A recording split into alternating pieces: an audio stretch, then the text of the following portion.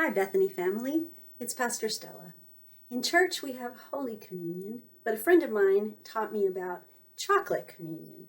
You sit around and eat chocolate and do what communion is, sharing stories. And I've been hearing so many good stories as I've been here the last couple of months that maybe this needs to be a thing. One of the stories that I wanted to share with you was the story of Kairos prison ministry. You may have heard Pastor Tom say in worship that I attended the closing service for Kairos. And I went because Randy Nettles asked me to. He put a band together and played music for that prison ministry weekend, and Paul Draper was part of the team.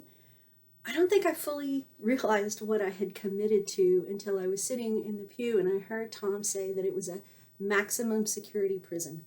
The men in there are serving 50 years to life, most of them.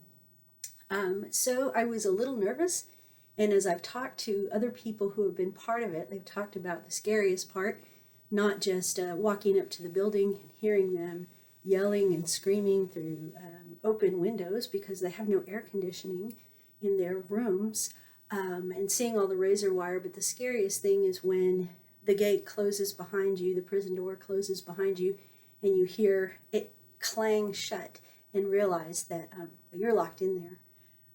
But it was transformative to be there. All of the men were dressed in white. I think there's about 30 of them that do this program. And you may know about it as a thing that we make cookies for. So they get cookies, and everyone in the prison, not just those few that participate, gets a bag of homemade cookies. And for some of them, they've never had anything like that. And so they talked about what that weekend had meant to them, praying, sharing, talking, worshiping together.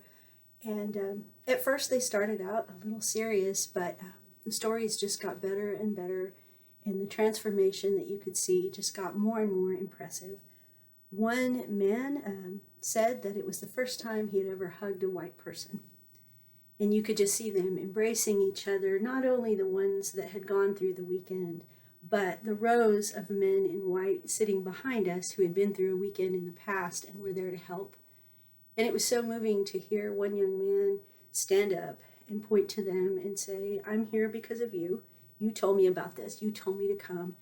But as I've been in this prison, I've seen the way people act, and I've seen the way you act. And it influenced me and made me want to come to this." So just to see how we struggle with our walk with Christ sometimes, but for people to be facing life in prison and try to live a life of faith in the middle of that is amazing. And the fact that there are those among us who are doing this ministry and going back during the year to meet with these men and encourage them and talk to them is just so heartwarming. They don't get good food there, and we bring good food to them and nourishment and joy, and it's amazing. Another thing that you may have participated in is the prayer chain. Names get written on little chains like this, and during the weekend, they put the chains around their shoulders and they see the names of all the people who have prayed for them. I heard a story once from a Kairos weekend that a man was struggling with asking his mother for forgiveness, and the chain that landed on his shoulder, his mother's name was right there. I could go on and on with stories from Kairos and how it moved me and how proud I am to be part of this community that does this kind of work. But I'll stop here and hope that we'll have more chances for chocolate communion.